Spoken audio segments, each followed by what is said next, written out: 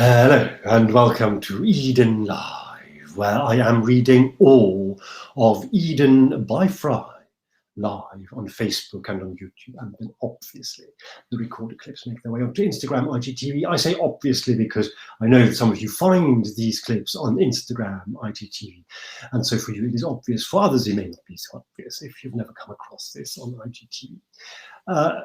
We are very much nearing the end now of Volume 8, Volume 8 being Sedartis, Volume 8 of the Eden Miniature Series. This is the Eden by FREI, published in paperback and ebook versions series. There are only 3 very short chapters left before we move on to a completely different register with Volume 9, which was called Encounters, where we are exploring some real-life actual encounters. But that's then, and that will be then when we come to it in about a week's time or so, a little bit more. Now it's the turn of the third last chapter in Sedartis, which is called Plea. There need to be nooks and crannies. There need to be in-betweennesses. There need to be othernesses and odd ones out that defy gravity, expectation. Formula, form. The enemy of perfection is impatience, I know, and yet I find me a longing. What for, I know not. Could it be as banal as attention? This Monday was bluer than I have rhymed for a reason, or song, and it was the Blue Monday by name. Need I dramatize myself better, spectacularize myself, invite preposterousness, scandal, sensation, or noise, or simply dress up and say, oi? The problem, Sedartis muses, in what seems a conciliatory mood, with standing in the room shouting loudest just to make yourself heard, is that you don't hear anyone else in the room, let alone perceive what is happening quietly, under the din. The greatest menace and greatest wisdom have this in common. They enter the fray in silence. The menace by stealth, it creeps up on you, seemingly harmless, sometimes friendly even, or if not friendly, then maybe quick.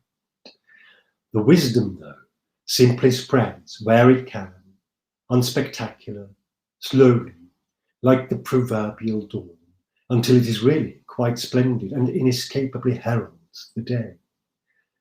I'm mixing my metaphors. You get my meaning. I inwardly nod. None of this seems new to me or revelatory. The problem with standing in the room silently or muttering to yourself is that you may not just be forever ignored, which is one thing, bad enough, but taken for mentally unstable, dangerous even, certainly weird. There is nothing in itself wrong with weirdness, but when your task is to be taken seriously, it's unhelpful. Your task is to be taken seriously. Accept the challenge. This piques my interest. How then, I wonder at Sedartis, who has been with me, dispensing his snippets of insight liberally, as a Father Christmas hands sweets to children for the last 20 months or so. Do I make myself heard while being able to listen? Do I speak but not mutter? Do I send signals, not simply make noise? That is easy, Sedartis, unsurprisingly, now that I think of it, claims.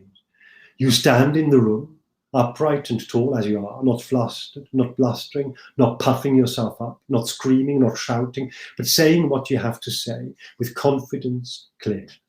When spoken to, listen. When you see someone in the room who isn't being paid attention, go to them, pay attention. Give yourself a rest now and then and sit quietly in the corner to observe. There, if somebody joins you, you may yet have your most meaningful conversation. Keep an eye and an ear out for the people regaling themselves, roaring with laughter. More often than not, they are harmless, even if they're annoying. but be alert.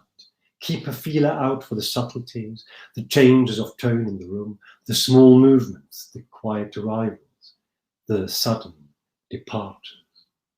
Listen out for the music that's setting the mood. Who do they dance to? Who stand aside for? And then you may just have to pick your own moment, because this room has no host. So it may never happen that someone who knows you invites you to say a few words and bids the others pray silence. You may have to pick your own moment and command the attention as you are, without fuss, but with authority, flair. Then though, know what you're talking about. That moment may just be brief, so be prepared and worth listening to, even if just to 1 or 2, 3 or 4. That's enough. Be patient, be humble, be strong. And if you speak any truth at all, prepare to be shouted down, even chased from the building. Such, I'm afraid, is the world that you live in. Your reward may never materialize. Do not expect a reward. I do not expect a reward, do I? Yes, you do, Sedartis thunders, now vehemence in his wrath. Rise above this need to be appreciated.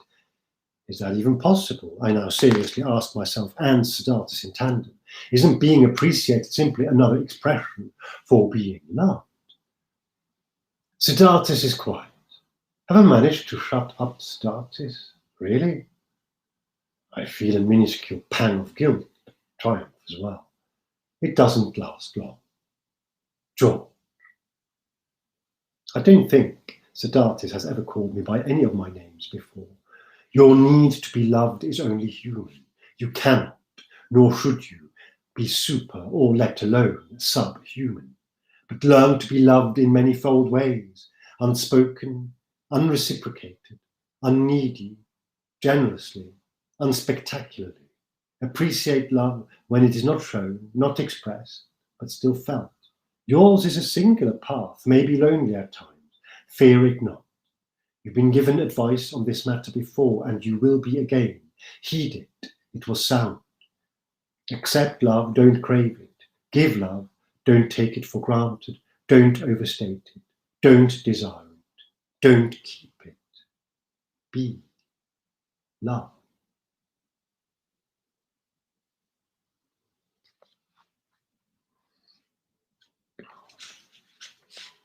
And that was it for today. There are only 2 more in Sedartis before we move on to encounters. But encounters will be after these next 2 sessions. So there's another Monday, another Wednesday, and then the following Monday. Although I think the following Monday happens to be a bank holiday here. So we'll see whether we go out on the Monday or on Wednesday. But be that as may, you will find it if you look for it. Thank you so much for listening to me and being with me on this journey, on this concept and narrative in the here and now about when, the wherefore, and forever. I hope you are able to keep well now. The spring slowly seems to be showing its face a little bit. Do hope wherever you are getting some sunshine in, and that you are able to keep well, to love and let love. See you